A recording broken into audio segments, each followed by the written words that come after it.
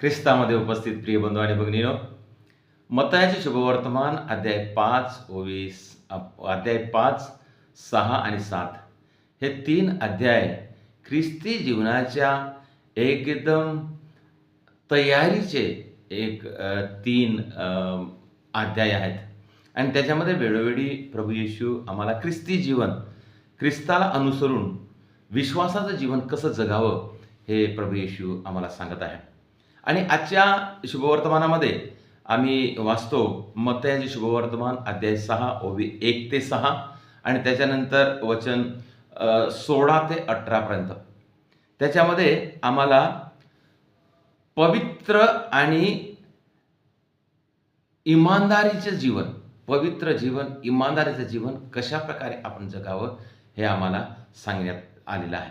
आणि त्याच्यामध्ये 3 गोष्टी महत्त्वाच्या सांगितलेल्या आहेत आणि त्या 3 गोष्टीद्वारे आम्हाला कशा प्रकारे ख्रिस्तीय जीवन जगावं, पवित्र जीवन जगावं, एक इमानदारीचं जीवन जगावं, ख्रिस्ताला अनुसरून असलेलं जीवन जगावं याच्याविषयी आम्हाला सांगितलेलं आहे. प्रियजन हो, महत्त्वाची गोष्ट काय आहे आपण पाहूया याच्यामध्ये की आम्ही प्रार्थना केलं पाहिजे. प्रार्थना आणि विश्वास आणि आमची मेहनत हे सर्व मिळून आम्ही येशूच्या जीवनाला अनुसरून किंवा शिकवणीला अनुसरून जीवन जगू इच्छितो. फक्त देवाच्या जवळ उपस्थित राहून नाही, चर्चमध्ये फक्त उपस्थित राहून नाही किंवा चर्चच्या आवारामध्ये फक्त राहून नाही, तर आम्ही अंतःकरणातून देवाची भक्ती केली पाहिजे. विश्वास आणि भक्ती हे सर्व मिळून आपण पवित्रता आपण आत्मसात करू शकतो. एका पॅरिशमध्ये एक माता मरियेचं एक ग्रोटं होतं आणि त्या ग्रोटोजवळ एक जोडपं रोज येऊन प्रार्थना करायचं. म्हणजे रोज येऊन तिथं बसत होते, रोज त्या ग्रोटोच्या जवळ येऊन बसत होते आणि 1 घंटा रोज तिथं येऊन बसून 1 घंटा घालवत होते. आणि सर्वांच्या नजरेमध्ये आलं ते जोडपं आणि सर्वजण त्यांच्याविषयी चांगलं बोलू लागले.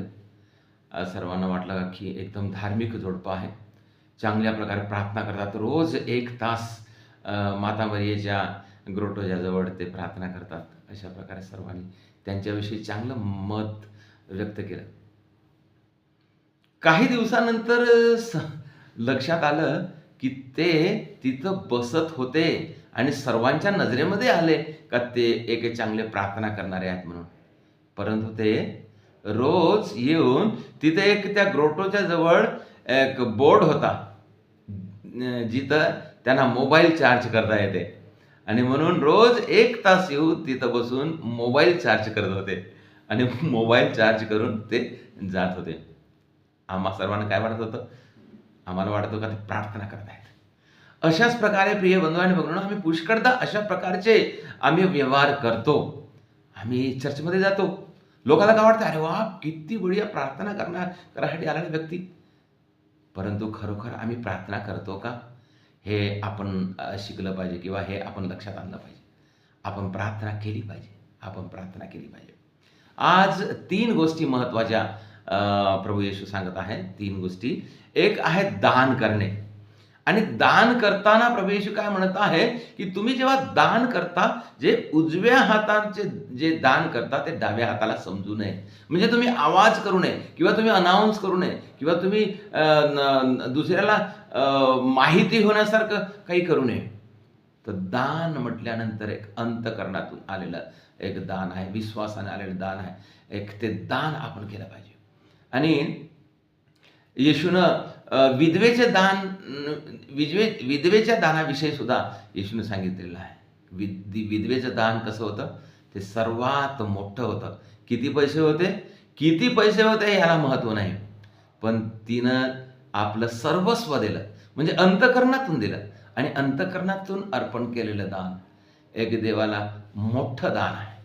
आणि म्हणून कोणी माहिती व्हावं किंवा कोणी आपल्याला दान देत आहे म्हणून पाहावं अशातला काही भाग नाही. म्हणून दान फार महत्त्वाचं आहे आणि दान अंतःकरणातून असावं आणि दान विश्वासानं असावं. दुसरी गोष्ट आम्हाला आजच्या शुभवर्तमानामध्ये सांगत आहे, प्रार्थना. काय म्हणत आहे प्रभू येशू, जेव्हा तू प्रार्थना करायसाठी जातोस, तेव्हा तू काय कर, आपल्या खोलीमध्ये जा, दार बंद कर आणि तू आपल्या पित्या परमेश्वराकडे प्रार्थना कर. म्हणजे तुझा देव तुला त्याचा पुरस्कार देईल. प्रियजनो, दार बंद कर म्हणजे काय? दार, आता प्रत्येक ठिकाणी आम्ही रूममध्येच राहतो असं नाही. प्रत्येक ठिकाणी आम्हाला दरवाजाच आहे असं नाही. मग दार बंद, प्रार्थनेच्या वेळेस प्रत्येक वेळेस दार कसं बंद करू शकतो?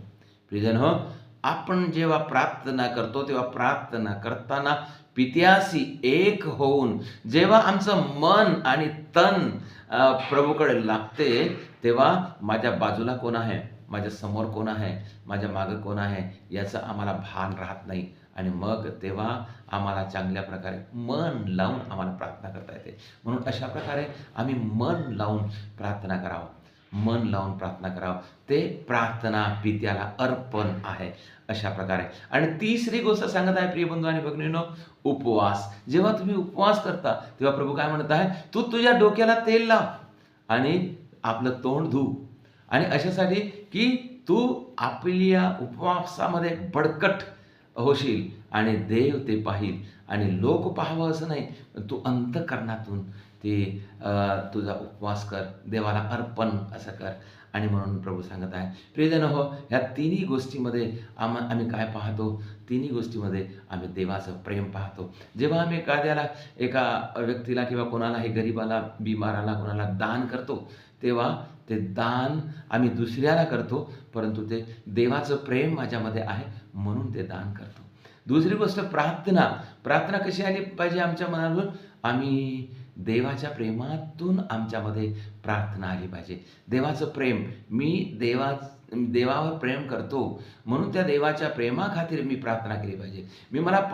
सर्वच जण मला पाहिजे म्हणून प्रार्थना करतात, मला हे दे, हे दे अशा प्रकारे. परंतु खरं म्हटलं तर प्रार्थना कशी करावं? देवाशी एक होऊन आम्ही देवाच्या प्रीतीला अनुसरून आम्ही ती प्रार्थना करावं.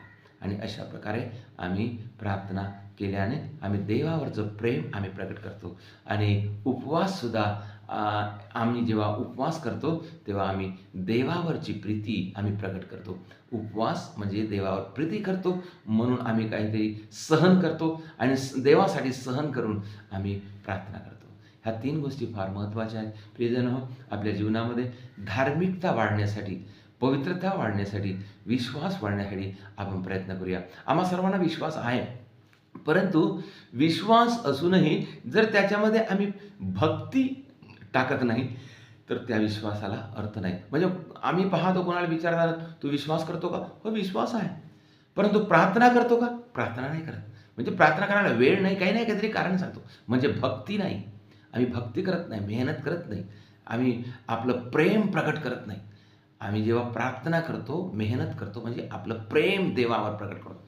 ज्याला देवावर प्रेम आहे ते प्रार्थना करतो, तो भक्ती करतो, दानधर्म करतो, विश्वास करतो. प्रियजन हो, आपण देवावर प्रेम करूया आणि देवावर प्रेम केल्याने आमच्यावर देव प्रीती करतो आणि आम्हाला देवाच्या प्रेमाचा अनुभव येतो.